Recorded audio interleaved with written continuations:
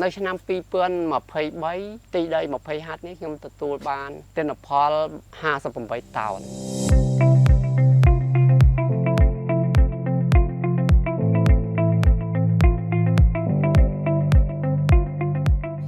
ខ្ញុំបាទឈ្មោះអ៊ុំសុខីរស់នៅក្នុងភូមិពោធិ៍សេរីឃុំកំពង់ក្ដីស្រុកជីក្រែងប៉ុន្តែខ្ញុំមកធ្វើជាការនៅភូមិត្រពាំងភ្លោះឃុំពង្រោលើស្រុកជីក្រែងខេត្តសៀមរាបខ្ញុំសុខកំណើតនៅទីរួមស្រុកជិតផ្សារកំពង់ក្ដីមុនដែលខ្ញុំចូលមកធ្វើ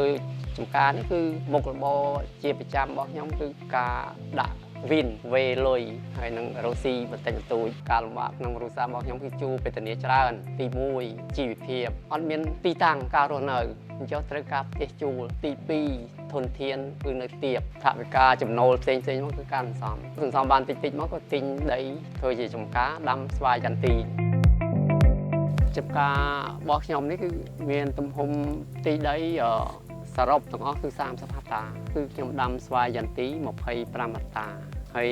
ដំណាំហូបផ្លែ1ហត្ថតាកន្លះមានគ្រប់មុខនិងទុកធ្វើស្រែ2ហត្ថតាកន្លះទៀតចំពោះការដាំដំណាំស្វាយចន្ទីនេះទីដីខ្ញុំ25ហត្ថតានេះខ្ញុំដាំតែ5ហត្ថតាទេដើម្បីទៀមទារោបទពិសោធន៍ដាំទៅដាំផ្សងប្រេងទី1គឺប្រឈមនឹងអាកាសធាតុទី2ប្រឈមនឹងសត្វល្អិតយើងអត់យល់ពីការប្រើប្រាស់ថ្នាំផងចេះតែស៊ូគេទៅឧទាហរណ៍ថាយកថ្នាំតកៅនេះទៅដឹងតែត្រូវហើយយកមកប្រើមកជួនកាលទៅជាស្វិតក្តឹបជួនកាលទៅទីគ្រីមផ្កាទៅពេលនោះទិន្នផលបានតិចដល់ឆ្នាំ2015ទៅខ្ញុំដាំបានសម្រេចក្នុង20ហត្ថតាដល់ពេលឆ្នាំ2018បានខ្ញុំដាំ5ហត្ថតាទៀតក្នុងឆ្នាំ2019ខ្ញុំបានចាប់ដៃជាមួយក្រុមហ៊ុន Go Green ដោយច្អល់បង្ហាញពីលោកគ្រូមករាជាបុគ្គលិកផ្នែកក្រុមហ៊ុន Go Green ពេលដែលខ្ញុំចុះមកប្រើនៅក្នុងខែ10ឆ្នាំ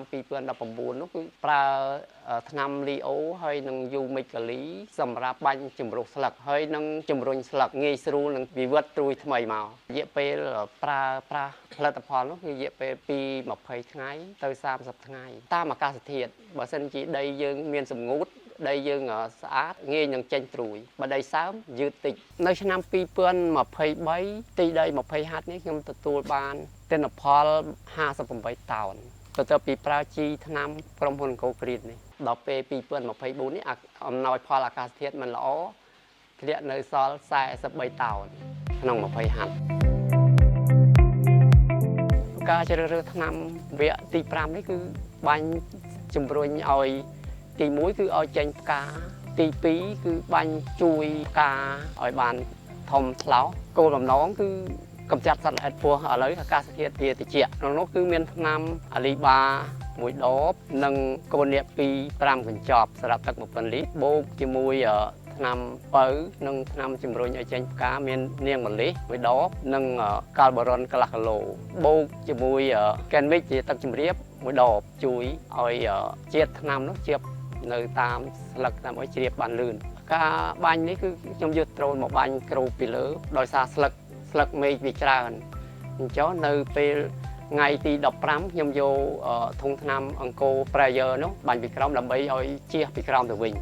ចំពោះការប្រើប្រាស់ថ្នាំផលិតផលជីក្នុងហ៊ុន Go Green នេះគឺទទួលបានជោគជ័យដោយការរំពឹងទុករបស់ខ្ញុំព្រមទាំងគ្រួសាររបស់ខ្ញុំដែរដោយសារការប្រើប្រាស់មានប្រសិទ្ធភាពចំពោះកសិករដែលមានដំណាំស្វាយចន្ទីបើសិនជាការប្រើប្រាស់ផលិតផលគឺត្រូវផ្ដោតទៅលើក្រុមហ៊ុនណាដែលមានបុគ្គលិកដើម្បីចុះទៅប្រឹក្សាយោបល់ដើម្បីងាយស្រួលកុំឲ្យខាតបង់ថវិកាសរុបជាការដែលចូលរួមប្រើប្រាស់ផលិតផលតាមរយៈខ្ញុំផ្សព្វផ្សាយទៅឲ្យតាក់ទងក្រុមហ៊ុនអង្គរគ្រីននោះមានច្រើនបើសរុបជាផ្ទៃដីចូល200ហត្ថនៅក្នុងតំបន់ស្រុកជីក្រែងនេះ